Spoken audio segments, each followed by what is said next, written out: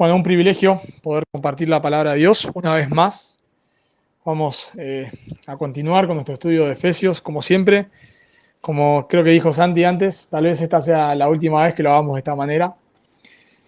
Y bueno, ya por lo menos durante el verano podamos hacerlo eh, ya como lo hicimos el domingo pasado, de manera presencial.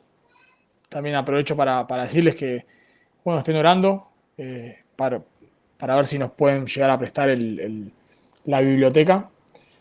Sería bueno. Y también, bueno, oren para poder tener algún local. Seguimos orando por un local. Teníamos uno, bueno, ahora por toda la cuarentena no lo tenemos más.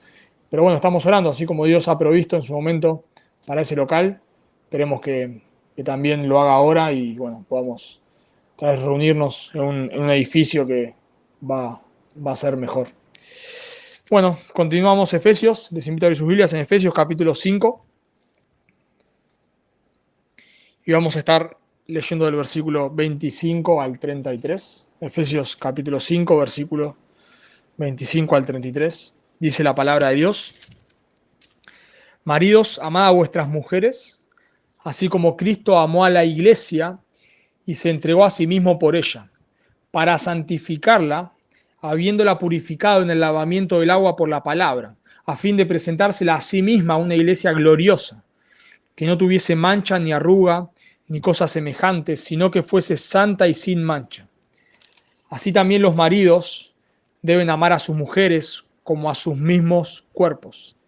El que ama a su mujer, a sí mismo se ama, porque nadie aborreció jamás su propia carne, sino que la sustenta y la cuida, como también Cristo a la iglesia, porque somos miembros de su cuerpo y de su carne y de sus huesos. Por esto dejará el hombre a su padre y a su madre y se unirá a su mujer y los dos serán una sola carne. Grande es este misterio, mas yo digo esto respecto de Cristo y de la iglesia. Por lo demás, cada uno de vosotros ame también a su mujer como a sí mismo y la mujer respete a su marido. Oramos, hermanos, una vez más. Padre, queremos rogarte por tu palabra en esta tarde, pedirte por favor que tú la uses. Confiamos, Señor, en el poder de tu palabra, confiamos, como ella dice, que es viva, es eficaz, que es poderosa para salvar a los pecadores, como lo ha hecho con nosotros, que es poderosa para santificar a los creyentes, como lo hace. Señor, queremos rogarte y suplicarte, por favor, que tú uses tu palabra en esta tarde. Aquellos que estén escuchando, que no te conocen, que tú tengas misericordia de ellos, como lo has tenido de nosotros, y tú les llames, por favor, al arrepentimiento y a la fe, que tú hagas que la luz del Evangelio resplandezca sobre ellos. Y aquellos que somos tus hijos, Dios, que tu palabra nos siga santificando. Anhelamos, Señor, una iglesia donde tu nombre sea exaltado y donde los matrimonios reflejen, Señor, a Cristo y a la iglesia.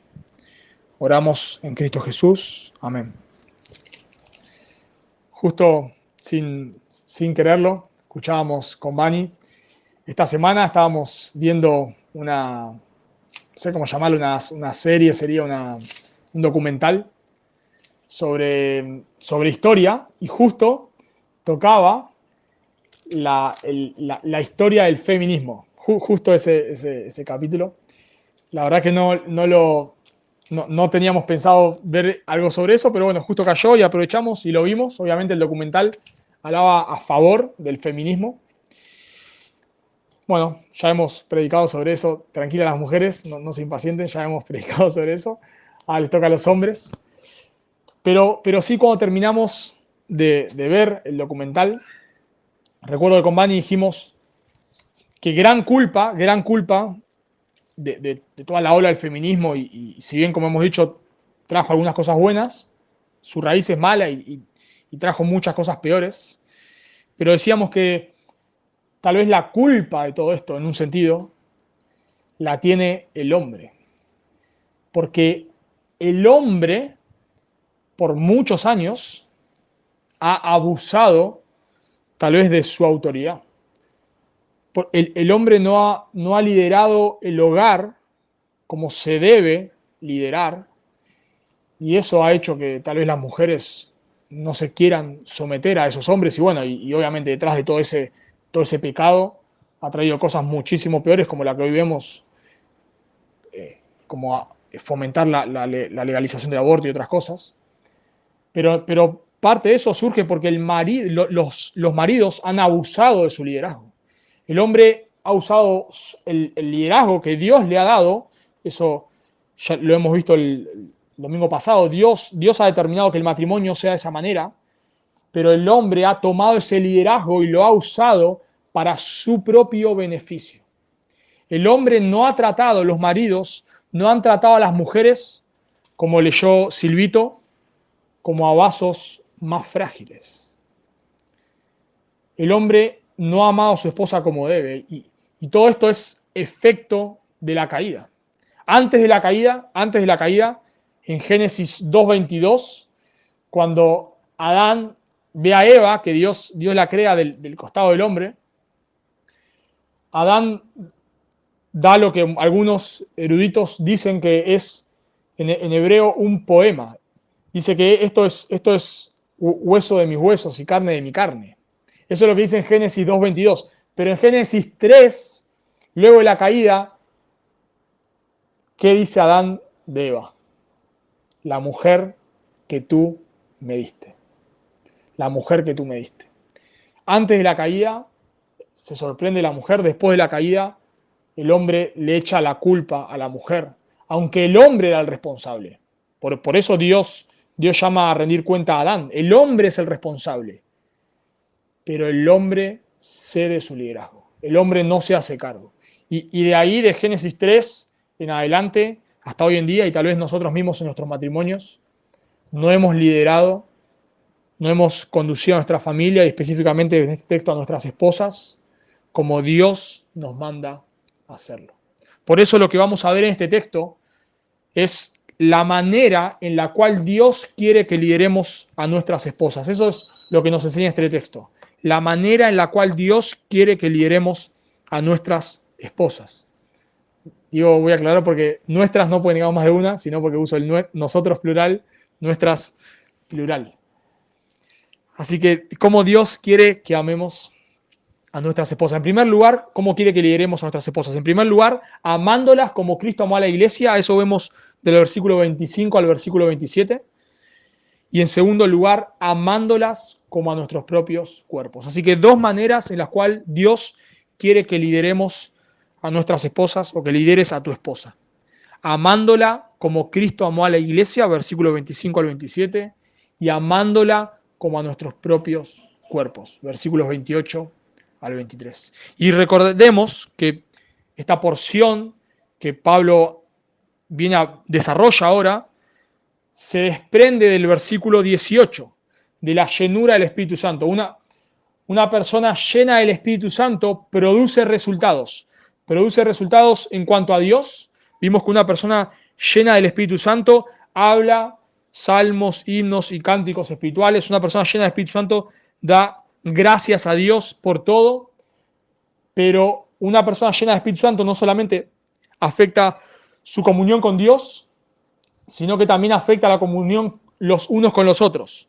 Por eso termina el versículo 21. Si bien acá la Varela lo traduce como un imperativo, podemos traducirlo como es un participio en realidad, y podríamos traducirlo como sometiéndoos unos a otros en el temor de Dios. Así que una persona llena del Espíritu Santo, una persona llena de Dios, vamos a decir así, o llena por Dios, alaba a Dios, pero también eso influye en la relación con otros. Y vimos que eso influye en la relación de las esposas. Las esposas deben someterse a sus maridos. Y ahora vemos que influye en la relación de los esposos para con las esposas.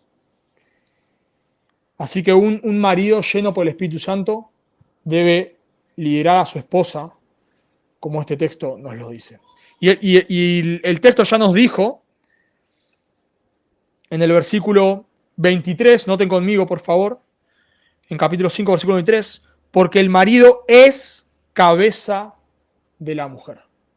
Los maridos, por orden divino, son la autoridad en la familia. Pero los maridos los hombres no son los reyes de la familia. Y ahí está el problema, por lo cual yo creo que nace, una de las cosas por las cuales nace el feminismo, porque se ha entendido este versículo 23 y otros pasajes, donde habla de que el hombre es cabeza de la mujer, se ha malinterpretado. Y el hombre ha tomado esos versículos para beneficiarse a sí mismo. Y han actuado tal vez como reyes. Y han tratado a sus esposas como si fuesen sus súbditas. Pero la Escritura jamás nos dice que la mujer es la esclava del hombre, y nada que ver con eso.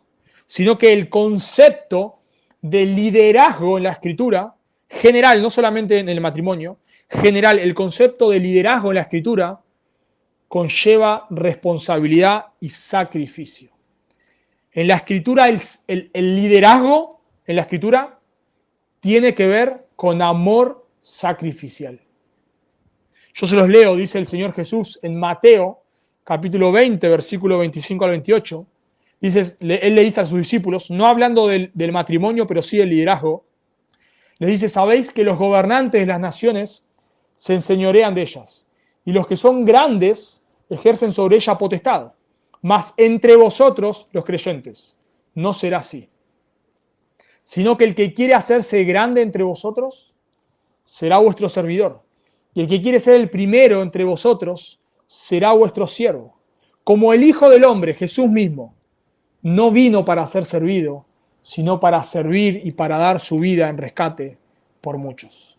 El liderazgo en la Escritura, la grandeza en la Escritura, tiene que ver con servicio. Y bueno, y el texto que acabé de leer de Mateo nos da el mayor ejemplo. Jesús, siendo Dios mismo, siendo el Señor de señores, el Rey de reyes, se hizo hombre para servirnos a nosotros, para morir por nosotros.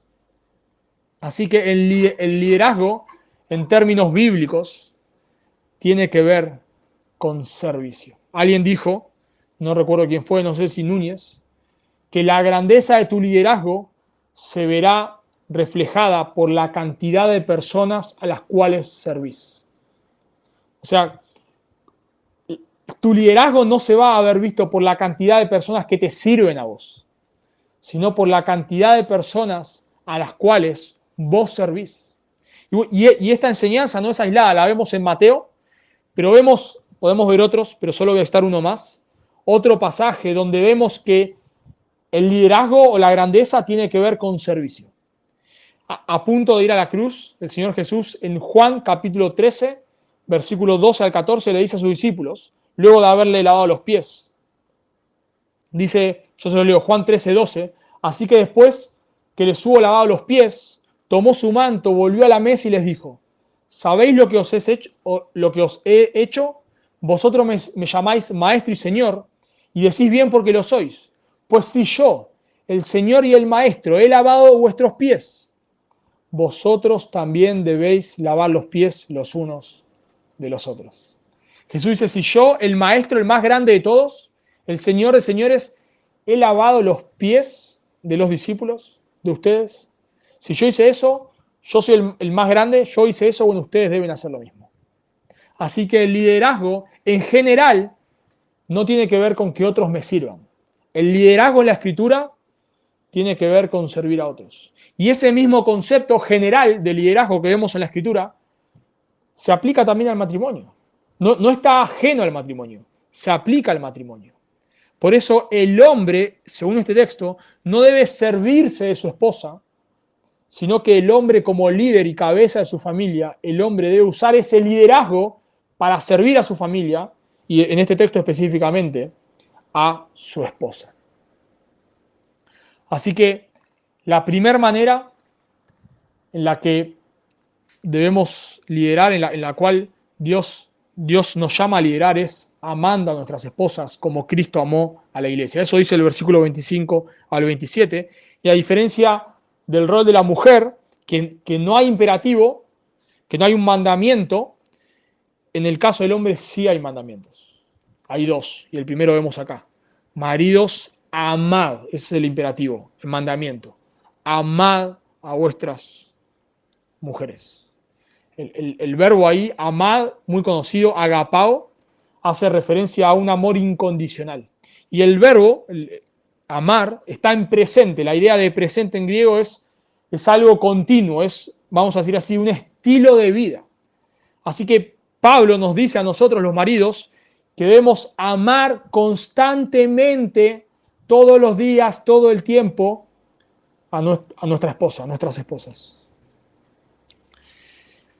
No debemos amarla solamente el día de su cumpleaños, o el día de la madre, o el día de, qué sé yo, de San Valentín.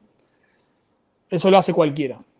El mandamiento acá para el esposo es que debe amar a su esposa de manera sacrificial y lo debe hacer constantemente. Y el texto no se queda ahí, no solamente nos dice que nosotros debemos amar a nuestra esposa, sino que el texto nos dice cómo debemos amar a nuestras esposas. Pues Dios nos podría decir, bueno, ama a tu esposa. No nos podría decir, bueno, sí, yo la estoy amando. ¿Y cómo sabemos si la estás amando o no la estás amando? ¿O cómo sabrías vos? O tal vez vos, sinceramente, querés decir, bueno, yo quiero amar a mi esposa, pero no sé cómo amarla. ¿Cómo puedo amarla? ¿Qué tengo que hacer? ¿Tengo que comprarle cosas nuevas? ¿Tengo que llevarla a un restaurante? ¿Tengo que comprarle flores? ¿Cómo amo a mi esposa? Bueno, esas pueden ser buenas aplicaciones, podrían ser, pero el texto va a la raíz y nos dice cómo debemos amar a nuestras esposas. Si solamente es regalándole flores, o llevándola a un restaurante, o llevándola al cine, o comprándole algo nuevo, que pueden ser cosas buenas, y son cosas buenas, pero si limitamos el amor solamente a eso, el matrimonio no va a ir muy lejos. Gary Thomas, en su libro, se me fue el nombre ahora, Fortaleciendo el matrimonio creo que se llama, él dice que ese tipo de amor, el amor que le regala flores a su esposa y la lleva a comer y le da chocolate, y solamente porque, no quiero decir que eso es malo, eso es bueno, eso es muy bueno, pero que el amor que se limita a eso solamente, dice él, es un amor rígido, es un amor que se rompe, es un amor que no es elástico, que ante la primera dificultad, ante la primera batalla, ante la primera cosa mala que el otro le haga, se terminó el amor. Por eso el amor agapao, el amor que Dios nos manda a nosotros los maridos a tener por nuestra esposa, es un amor sacrificial. Es un amor que da, lo vamos a ver un poco más adelante, sin esperar nada a cambio. Y nos da un norte. ¿Cómo se ve ese amor? ¿Cómo es ese amor? Bueno, el texto nos lo dice, por favor, conmigo. Noten conmigo en el versículo 25. Como Cristo amó a la iglesia y se entregó a sí mismo por ella. Algunos piensan que debemos amar a nuestra esposa con la misma perfección con la que Cristo ama a la iglesia. Entonces toman la conjunción comparativa, así como decir, con la misma intensidad. ¿Okay? O sea, ama a tu esposa con la misma intensidad o con la misma perfección que Cristo ama a la iglesia. Y a veces eso nos pone una vara tan alta que es perjudicial, porque siempre encontramos una excusa para todo y decimos, bueno, a eso no voy a llegar nunca, así que me conformo con esto. Mi amor, conformate con esto. Es así, Cristo es perfecto, yo no, conformate con que te ame de esta manera. Pero pienso que así como Cristo amó a la iglesia, no tiene tanto que ver con la misma perfección, sino de la misma manera. ¿Y por qué digo eso? Bueno, porque el texto nos da una pista. Porque dice que debemos amar a maridos, amar a vuestras mujeres, así como Cristo amó a la iglesia, y nos dice de qué manera. Y se entregó a sí mismo por ella. Así que el amor que Dios nos manda a nosotros los maridos a tener por nuestra esposa es un amor sacrificial. Y ese es el así como. Así como Cristo amó a la iglesia y se entregó, sacrificio. Cristo se entregó por la iglesia. Y eso sí nos da una comparativa de cómo debemos amar a nuestra esposa. Si nosotros miramos el amor de Cristo por la iglesia, es un amor que tomó la iniciativa. Primera Juan 4:19 nos dice que nosotros le amamos a Él, porque Él nos amó a nosotros primero.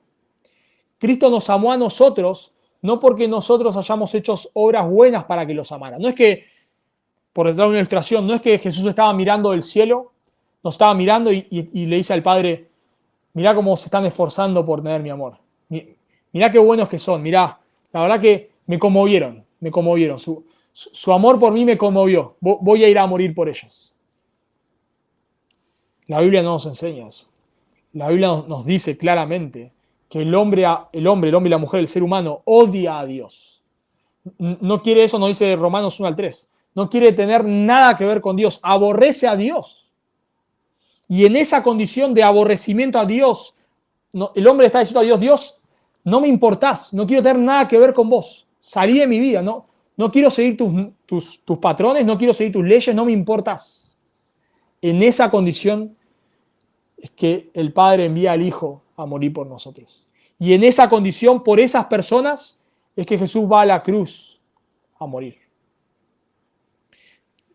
Jesús vino al mundo a amar lo aborrecible. Jesús vino al mundo a morir por los pecados del ser humano, para que todo aquel que se arrepienta de sus pecados y crea en Él tenga vida eterna. Y de esa manera, nos dice el texto, que nosotros, los maridos, debemos amar a nuestra esposa. No debemos amar a nuestra esposa porque ella se lo ha ganado. Y eso es un error en el matrimonio. No debes amar a tu esposa porque ella se lo ha ganado, porque lo que nos dice el texto es que debemos amar así como Cristo amó a la iglesia, y la iglesia, los creyentes, no se han ganado el amor de Dios, de ninguna manera. Ya nos lo dijo Pablo en el capítulo 2, que estando muertos en nuestros delitos y pecados, Dios nos dio vida. Así que nosotros no nos hemos ganado el amor de Dios. De la misma manera, vos no debes amar a tu esposa porque ella se haya ganado tu amor, sino que debes amarla porque es lo que Dios te manda. Aun cuando ella no cumpla su rol, aun cuando ella no te devuelva nada, no importa, vos debes amar a tu esposa porque debes hacerlo como Cristo amó a la iglesia. Dice un comentarista, Arnold Clinton, el hecho de que Cristo amó a la iglesia incluso en sus momentos más desagradables e indignos, define el compromiso amoroso que Cristo espera de un esposo cristiano. Su amor debería ser incondicional. Nuestro amor no debe ser condicionado a la actitud de nuestra esposa. La frase, según este texto, la frase es que ella, no aplica. No aplica porque debemos amarla con un amor incondicional. ¿Sí? Un amor que no espera nada a cambio. Un amor que no es que, mi amor, te estoy amando, pero te estoy amando esperando que vos me des algo. Y cuando ya esperé mucho y vos ya no me diste lo que yo quiero, basta. Este matrimonio se terminó. Bueno, esa no es la manera. Porque no es la manera en la cual Cristo ama a la iglesia. Si Cristo amase a la iglesia esperando que la iglesia haga algo por él, ya nos tendría que haber abandonado hace mucho tiempo. Pero a pesar de que nosotros pecamos y le damos la espalda muchas veces siendo creyentes, el Señor nos sigue amando y un día, como veremos, nos llevará a la gloria. Así que debemos amar a nuestra esposa con un amor incondicional. Y quiero hacer una aclaración acá, porque es lo que yo pensaba, bueno, no ahora, pero hace un tiempo atrás, largo, que este texto es un llamado a que, bueno, nosotros los maridos demos un órgano por nuestra esposa, que si el tren la está por arrollar, nos tiremos ahí, la empujemos y el tren nos pise a nosotros. Bueno, está bien, es una aplicación válida, porque Cristo ha muerto por nosotros, pero si nosotros limitamos el amor por nuestras esposas a darle un órgano, a esperar que nuestra esposa esté muriendo para darle un órgano, bueno, tal vez vos nunca la ames en tu vida, porque eso pasa una vez en 100.000 casos. El marido que le deja la tabla a su esposa y él se muere de frío, pasa en Titanic y nada más. No pasa un caso de 100.000. Por eso el amor sacrificial que te manda Dios tener para tu esposa, claro que sí, debes dar la vida por tu esposa, debes hacerlo. Pero es un amor que, por eso el verbo es continuo, es algo continuo. Debe ser algo que se ve en los pequeños detalles.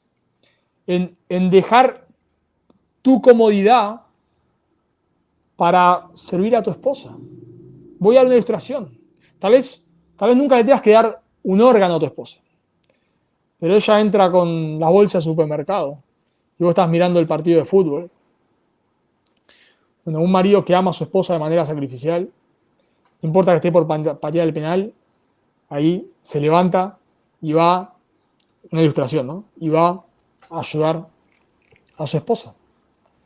Tal vez tu esposa necesita, no sé, ayuda con los niños. Tal vez necesita que laves los platos, no sé, lo que sea. Pequeños detalles, pequeñas maneras sacrificiales en las cuales vos debés amar a tu esposa. Si esperás a tener que darle un órgano, tal vez no la ames nunca. Pero ese no es el mandamiento acá. El mandamiento es en las pequeñas cosas.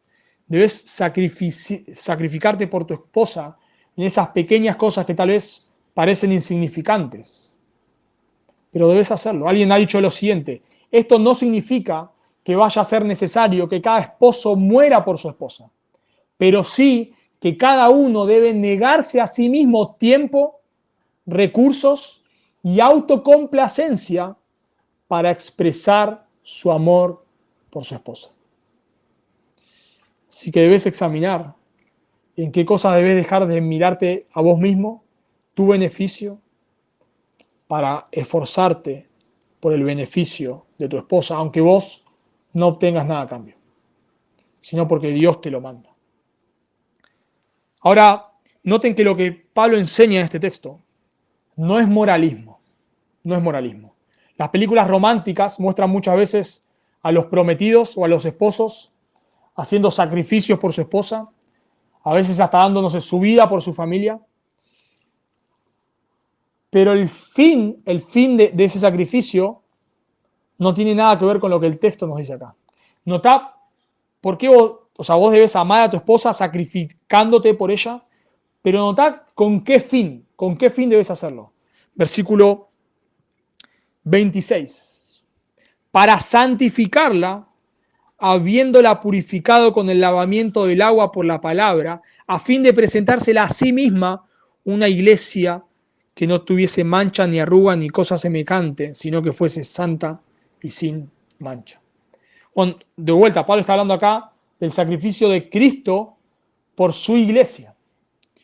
El sacrificio de Cristo por su iglesia, Cristo se sacrificó ¿con qué fin? Bueno, no con el fin, como dice el Evangelio de la Prosperidad, para darnos un mejor auto, una mejor casa, para que nuestros sueldos estallen, para que vivamos la mejor vida aquí y ahora. No, para eso no. Sino que Cristo se sacrificó por la iglesia, por los pecadores, para limpiarla de sus pecados. Cristo vino al mundo a morir por los pecadores para que nosotros podamos tener vida eterna. Cristo muere en la cruz recibiendo la ira que nosotros los pecadores merecemos. Eso es lo que la Biblia nos enseña. Jesús se hace hombre, Dios se hace hombre, vive la vida perfecta que vos y yo no podemos vivir, pero muere en la cruz como el peor de los pecadores, siendo blasfemado, insultado, para pagar por nuestros pecados. Y al tercer día nos dice la Escritura que resucita demostrando que Él era inocente y moría por nuestros pecados. Y Él muere por eso mismo, para imputarnos su justicia. Para que todo aquel que se arrepiente de sus pecados, vos si no sos un creyente, lo que la Biblia dice que te espera es el infierno, pero si vos te arrepentís de tus pecados hoy mismo y ponés tu fe en Cristo, esa justicia que Cristo compró en la cruz se te imputa a vos. Es para eso que Cristo murió. No murió para que tu matrimonio sea perfecto, para que tu vida, para que vos no pases problemas, para que todo te vaya bien. Cristo no murió por eso. Cristo murió para un día llevarte a la gloria si vos te arrepentís de tus pecados y pones tu fe en Cristo. El texto apunta al pasado, a la muerte de Cristo en la cruz, pero por los tiempos verbales no solamente al pasado, sino al presente y al futuro. No solamente la muerte de Cristo en la cruz, no solamente nos justifica, sino que también nos santifica y un día nos glorificará. Y tiene relación esto con lo que dice el versículo 27, a fin de presentársela a sí mismo. Comienza con la muriendo por nosotros, con la justificación, y termina con la glorificación, a fin de presentársela a sí mismo. en el momento que Él venga a buscar a su iglesia. Así que Cristo muere por nosotros para santificarnos en todo sentido.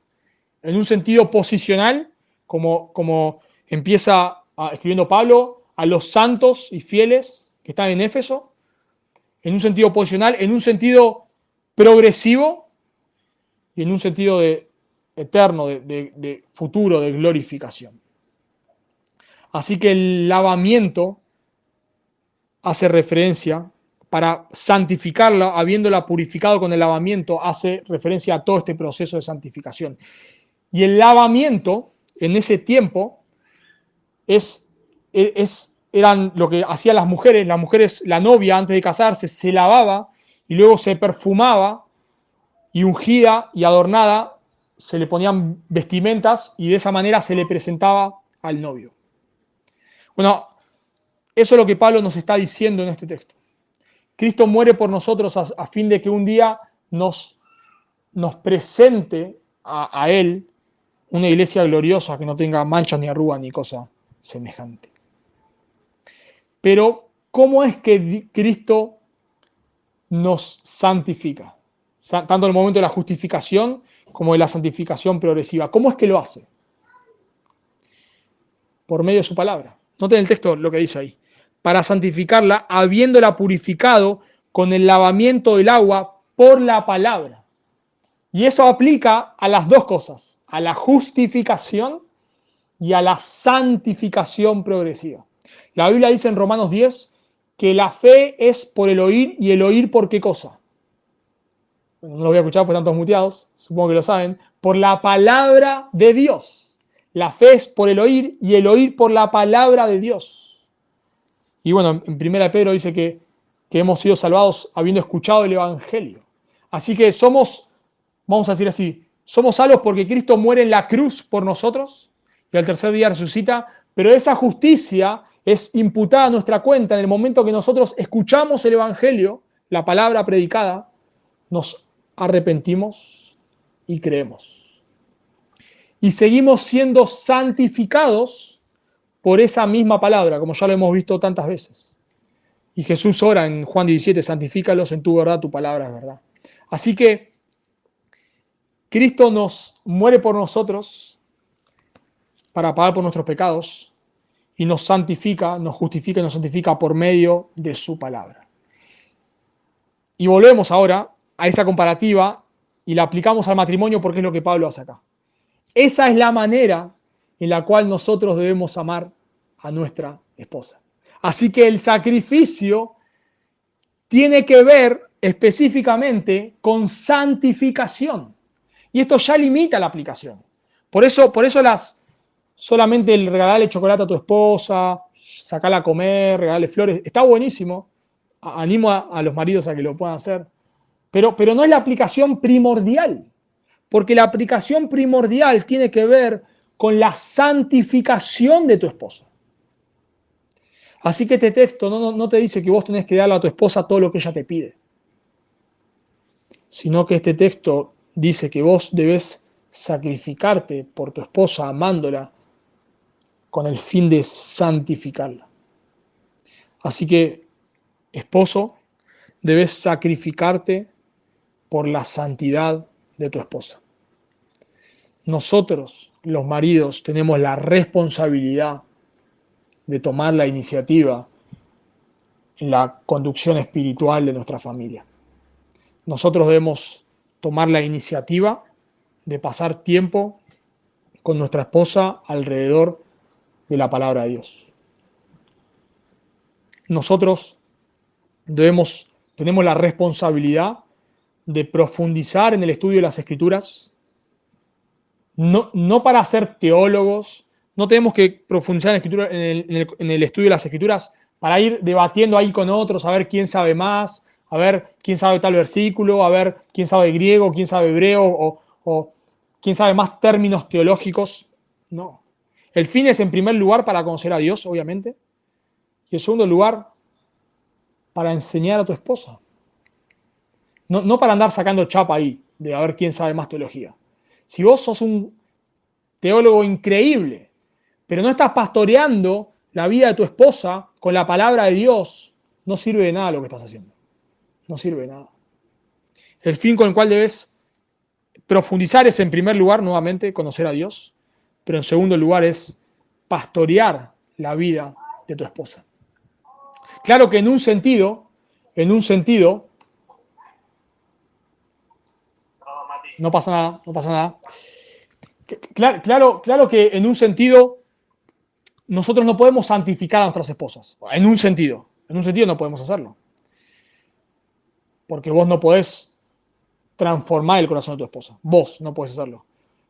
Pero sí lo puede hacer la palabra de Dios. Y por eso en otro sentido vos sí tenés la responsabilidad de santificar a tu esposa. ¿En qué sentido? En el sentido de que vos tenés la responsabilidad de enseñarle la escritura a tu esposa. Pero esa enseñanza, quiero hacer una aclaración acá, esa enseñanza no es como la de un alumno, un profesor a su alumno. No es que le decís, mi amor, senta acá que te voy a enseñar la Biblia, toma nota.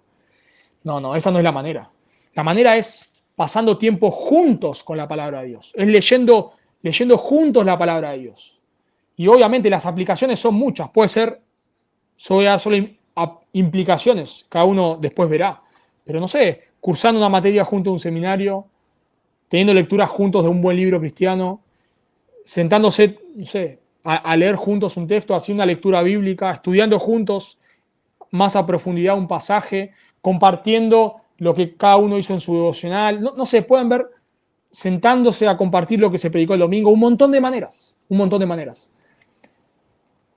Pero el punto acá es que la manera en la cual vos vas a poder influenciar a tu esposa es con la palabra. Por eso debes sacrificarte con el fin de pastorear a tu familia. Y eso es un sacrificio. Es un sacrificio. Eso implica, seguramente va a implicar que dejes tiempo de esparcimiento tuyo para dedicárselo a tu familia, para dedicárselo tal vez vos mismo, tal vez no entendés un pasaje.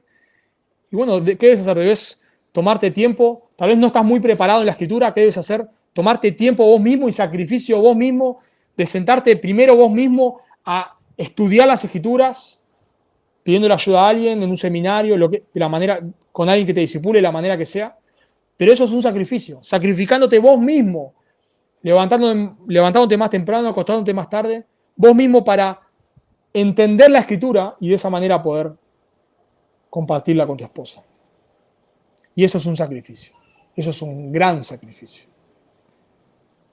Por eso, que vos te levantes más temprano o te acuestes más tarde o que separes un tiempo del día para dedicarlo a la escritura, no solamente tiene que ver con vos y con tu comunión con Dios, sino también tiene que ver con la manera en la cual vos vas a pastorear a tu familia.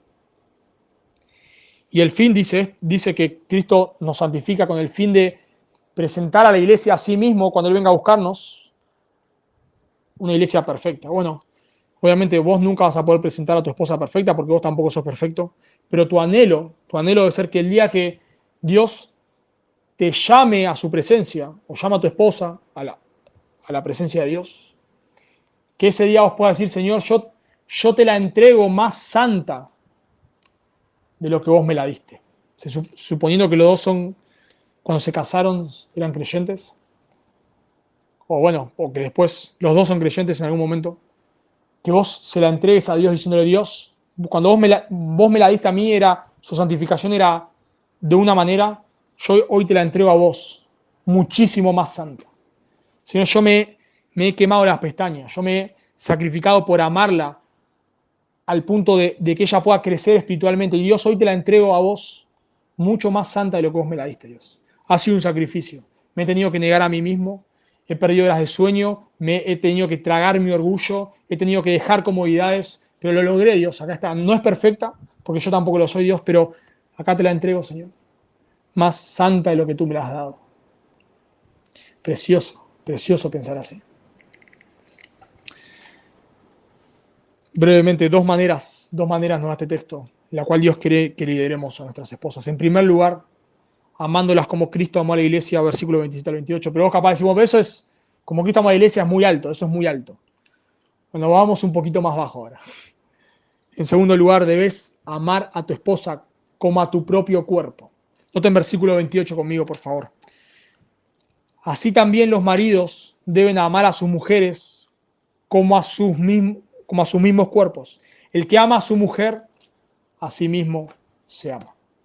Bueno, si el ejemplo de Cristo te queda muy grande, como a mí también, aunque, perdonen, eso no es una excusa, como hemos visto, pero hay otra manera un poquito más palpable, y es amar a nuestras esposas como nos amamos a nosotros mismos.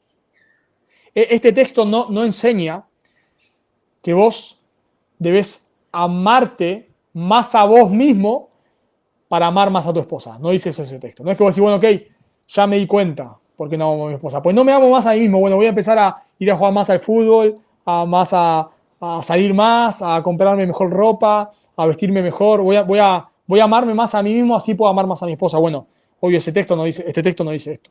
No dice eso. Este texto asume lo que todos sabemos. Nosotros nos amamos a nosotros mismos. Nosotros no aborrecemos nuestra carne. Esto es un principio general. Vos cuando tenés hambre, ¿qué haces? Comés. Cuando tenés sed, tomás agua. Tal vez te aguantás un poquito, pero no sé, no más de un par de horas o un día. Cuando tenés sueño, ¿qué haces? Tratás de dormir. Cuando te sentís mal, bueno, tratás no sé, recostarte, de tomarte algo, de ir al médico. No decís, voy a seguir, quiero seguir sintiéndome mal. No haces eso. Cuando tenés frío, te abrigás. Vos te amás a vos mismo, vos te cuidás a vos mismo, vos te preocupás por vos mismo. Bueno, de esa manera, nos dice el texto, debes amar a tu esposa. La palabra ahí, sustentar, que dice el versículo 29, sino que la sustenta, quiere decir tener cuidado. Habla de un tipo de cuidado que tienen los padres por los hijos. Esa misma palabra se va a usar nuevamente en capítulo 6, versículo 4, para hablar de cómo debemos criar a nuestros hijos. Así que debemos, de una manera, nosotros los maridos debemos cuidar de nuestras esposas. Vos te preocupás por tu propio bienestar. Bueno, de la misma manera debes preocuparte por el bienestar de tu esposa. Y esto tiene obviamente varias implicaciones. Debes cuidar a tu esposa de las malas influencias. No como un padre que cuida a sus hijos, no de la misma manera, porque la relación del marido y la esposa no es como la de un padre y un hijo, pero debes cuidar a tu esposa de malas influencias. Debes ver con quién se relaciona tu esposa. Esa mujer con la cual se relaciona es de buena influencia para ella. Y si no, vos no se lo podés prohibir como un padre o un hijo, pero sí hablar sobre eso. Y amor, yo creo que esta relación no te está haciendo bien. Mirá esto y aquello.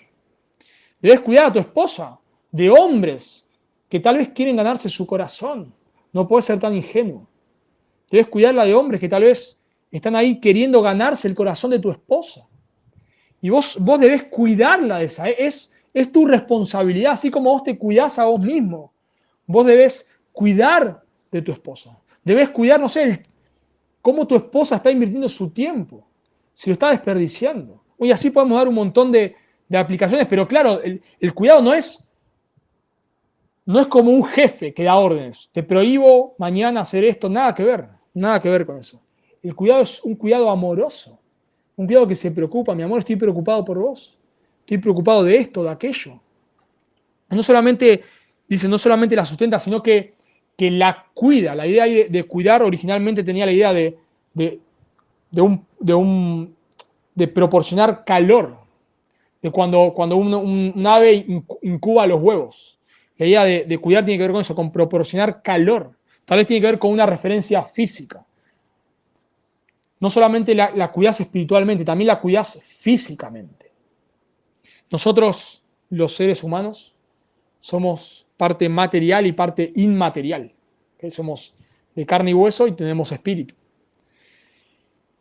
Y eso está ligado y no lo podemos separar. Y nosotros a veces, los maridos, queremos separar la parte material del inmaterial. Entonces, tal vez nos preocupamos porque nuestra esposa esté mirando predicaciones todo el día, pero no nos preocupamos por si ella necesita, no sé, un par de zapatillas, qué sé yo. Bueno, la Escritura nos manda no solamente velar por su parte espiritual, sino debes cuidar por su parte física. Al punto que Pablo le dice a Timoteo en 1 Timoteo que si alguno no provee para los suyos, sustento económico está diciendo, es peor que un incrédulo. Si vos no estás preocupándote por sustentar económicamente a tu familia, la Biblia nos dice que sos peor que un incrédulo. No si estás teniendo limitaciones económicas como todos tenemos, sino que si no te estás preocupando, no te estás esforzando por trabajar diligentemente para satisfacer las necesidades de tu esposa. Alguien ha dicho lo siguiente: Pablo no está pensando solamente en que el cuerpo necesita únicamente alimento, vestimenta y protección suficiente para lograr una mera existencia. Se refiere realmente a aquel generoso, esmerado, constante y compasivo cuidado que concedemos a nuestros cuerpos. Pensá por un momento, vos no solamente no comes arroz todos los días, ¿no? Creo yo, ahora puedo dar testimonio de que no están comiendo arroz. Así que vos no comes arroz todos los días, no lo haces. Te das gusto, comes una pizza, comes un asado, comes, no sé, unas pastas, te das gustos. No solamente comes, vos comiendo arroz todos los días, tal vez podrías, y tomando agua, podrías subsistir. Pero vos te cuidás, te mimás. Bueno, eso mismo debes aplicar a tu esposa. Y obviamente esto hay que ser muy, muy balanceado entre darle todo lo que mi esposa me pide, eso no es sabio, pero tampoco ser un tacaño. Y hay un balance y es muy difícil en una aplicación, en una predicación, darla en la tecla, digamos. Cada uno deberá evaluar eso. Pero claramente acá habla no solamente de darle lo justo y necesario a tu esposa. Vos ya tenés un par de zapatillas, tiene un agujero, pero todavía funcionan. No. Sino que, bueno, cuidarla y satisfacer ciertas necesidades. Y algunas cosas pueden ser gustos, y no está mal. No está mal. Y cada uno deberá saber. No quiero decir esto, repito, hay un balance acá entre darle todo lo que tu esposa te pide, eso no es sabio, pero tampoco en decir, bueno, ya tenés un pantalón, un par de zapatillas, listo, que eso te alcance por un año. Tampoco eso es sabio. Sino que debes preocuparte por un cuidado tierno por tu esposa. Bueno, se me fue un poco el tiempo, hay varias aplicaciones que se pueden dar, pero quiero dar una sola, y es que esto de que la sustenta y la cuida, es que debes hacer sentir a tu esposa que para vos ella es lo más importante después del Señor. Después del Señor, tu esposa debe sentir que para vos ella es lo más importante que hay. Debes cuidarla, sustentarla, debes velar por ella. Tu esposa no debe tener dudas de que vos la amas.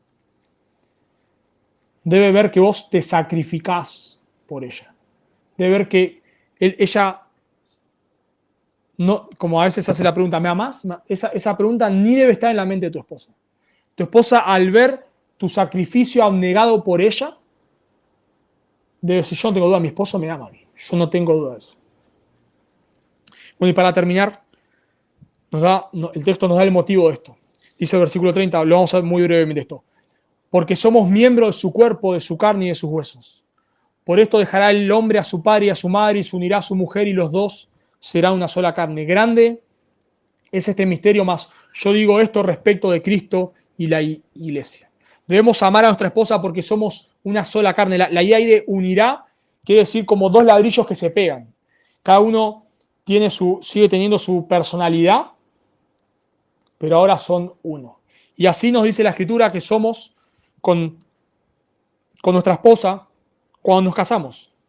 Somos una sola carne. La relación del esposo y la esposa es única. La Biblia no dice ni con nuestros padres no somos una sola carne, con nuestros hijos no somos una sola carne, solo con nuestra esposa. En un sentido, la relación con nuestro padre se termina en un momento cuando nos vamos del hogar, la relación con nuestros hijos se termina en un momento, o sea, ni con nuestros padres ni con nuestros hijos se termina definitivamente, pero cambia cuando nuestros hijos se van del hogar, pero la relación con nuestra esposa no cambia. Seguimos siendo una sola carne hasta el día que estemos delante del Señor. Así que al ser una sola carne, lo que no existe que vos estés 10 puntos y tu esposa esté 0 puntos. No existe eso. Si tu esposa está mal, vos vas a estar mal. Porque son una sola carne. Así que vos debes velar por ella, porque si ella está mal, vos vas a estar mal. No existe que vos seas un teólogo tremendo, un erudito de las Escrituras y tu esposa sea un desastre. Eso no existe. eso te va a afectar a vos también. Porque ahora son una sola carne, por eso debes amarla. Porque lo que a ella le pasa te va a afectar a vos. Y son una sola carne, nos dice el texto, al punto que reflejan la relación de Cristo y la iglesia. Vos sos una sola carne con tu esposa al punto de que eso refleja la relación de Cristo con su iglesia. Y termina el texto diciendo, versículo 33. Por lo demás, cada uno de vosotros ame también a su mujer, como a sí mismo, y la mujer respete a su marido. Pablo recopila todo lo que dijo en este párrafo, el versículo 22. Y noten que el texto termina con la responsabilidad de cada uno. Noten que el texto no dice, noten conmigo, el texto no dice, por lo demás, maridos, ocúpense de que sus esposas se sujeten, o mujeres, ocúpense de que sus maridos las amen. No dice ese texto. Cada uno ocúpese de su rol. Así que tal vez vos, en vez de preocuparte, estar tan ocupado en que tu esposa se someta, tu esposa se someta, tu esposa se someta, debes estar ocupado en estar amando a tu esposa. Y vos, esposa, en vez de estar preocupado en que tu esposo te ame como Cristo a la iglesia, tu esposo te ame como Cristo a la iglesia, debes estar ocupada en someterte como la iglesia se somete a Cristo. Cada uno debe ocupar su rol. Y no solamente por nosotros, no solamente para ser felices, sino por la gloria de Dios. Porque esto refleja, nos dice el texto, la relación de Cristo con la iglesia. Tu matrimonio no se trata solamente de que vos seas feliz. Tu matrimonio se trata de que eso refleje la relación de Cristo con la iglesia. Y al ver tu matrimonio, otros puedan venir al conocimiento de la verdad. Que tus hijos, al ver su matrimonio, que no va a ser perfecto, porque no somos perfectos, pero a ver un matrimonio que quiere glorificar a Dios y que cada uno está esforzando por cumplir su rol, puedan ver que el evangelio es real y puedan arrepentir de sus pecados y poner su fe en Cristo. Que otros que no conocen a Cristo, al ver cómo vos estás amando a tu esposa, a ver cómo vos te sometés a tu esposo, tal vez te carguen. Pero en algún momento te van a, o mejor dicho, esa cargada puede ser una oportunidad para que vos le prediques el evangelio. Y le digas a esta persona que está perdida, que vos podés amar a tu esposa de esa manera solamente porque Cristo ha muerto por tus pecados y te ha dado una nueva naturaleza. Y que él o ella necesita hacer lo mismo. Esto refleja el amor de Cristo por la iglesia. Así que al pensar, al estudiar estos textos, no solamente debemos pensar en ser felices, debemos pensar en que alcanzar a otros con el evangelio. Que en la costa Dios levante matrimonios no solamente para ser felices ellos mismos, sino matrimonios que glorifiquen a Dios con el fin de que más personas, todos los que te rodean, tus familias, tus amigos, todos los que te rodean, al ver tu matrimonio, puedan ver que el evangelio es real.